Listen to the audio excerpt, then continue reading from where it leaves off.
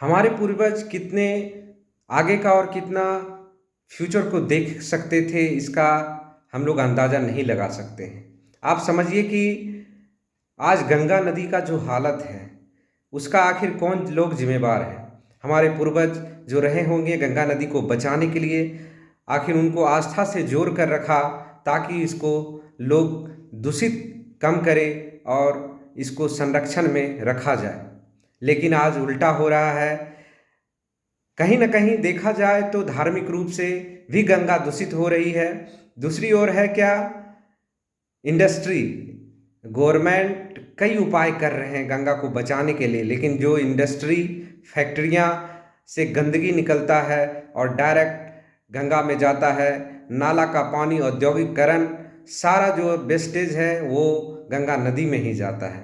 इन सब को देखते हुए, नज़रअंदाज करते हुए गवर्नमेंट हर साल वादा करता है कि गंगा को सफाई के लिए हम तरह तरह का स्कीम प्लान ला रहे हैं, लेकिन गंगा सफाई तो नहीं हो रहा है। पेपर में ज़रूर हो रहा हो, ये अलग बात है। हम बात इसलिए करना चाहता है, गंगा नदी को बचाने के लिए हम सब का जिम्मेवारी है।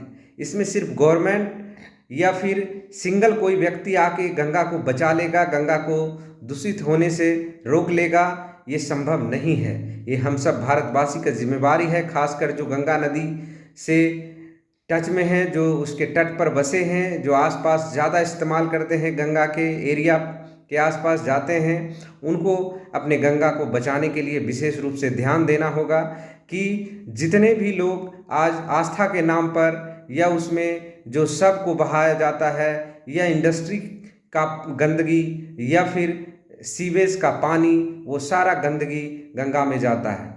एक तरफ तो गवर्नमेंट बात करती है कि गंगा को सफाई करना है, दूसरी ओर इसके लिए कोई व्यवस्था ही नहीं है कि फैक्ट्री का पानी, सीवेज का पानी जो है आखिर गंगा में क्यों जा रहा है, इतनी गंदगी क्यों उसमें बहाया जा रहा है।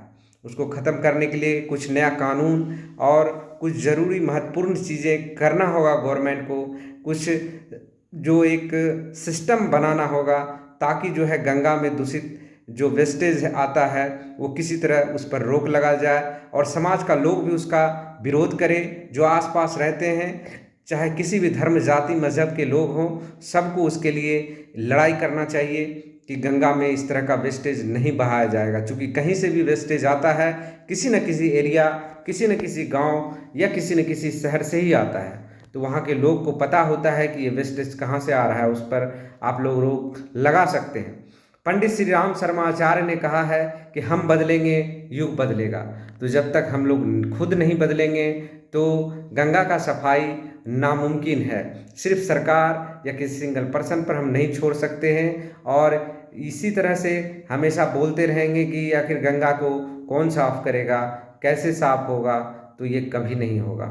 इसलिए गंगा की सफाई के लिए ज़रूरी है हम सब एक हों और जुड़ें। और भारत, जो लोग इसमें स्नान करने जाते हैं वो साबुन और साथ में शैम्पू का इस्तेमाल करते हैं, जिससे कि इतना लाखों करोड़ों की तादाद में लोग वहाँ स्नान करने जाते हैं और सारे लोग इस तरह के केमिकल भरा शैम्पू और सर्फ साबुन का इस्तेमाल करके वो गंगा का पानी को दूषित करते हैं। ये बहुत बड़ा एक ज़रिया है दूषित होने का।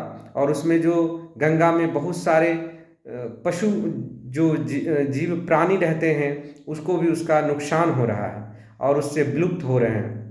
मेरे बात से सहमत हैं? मेरे वीडियो को ज़्यादा से ज़्यादा लोगों तक पहुँचाएं ताकि गंगा को बचाने के लिए सारे लोग अपना सहयोग करें और गवर्नमेंट तक पहुँचे और इसके लिए कोई नया कानून बनाए ताकि जो फैक्ट्रियाँ का कचरा है बहाया जाता है, उस पर सख्त से सख्त कोई कानून बनाकर बंद किया जाए।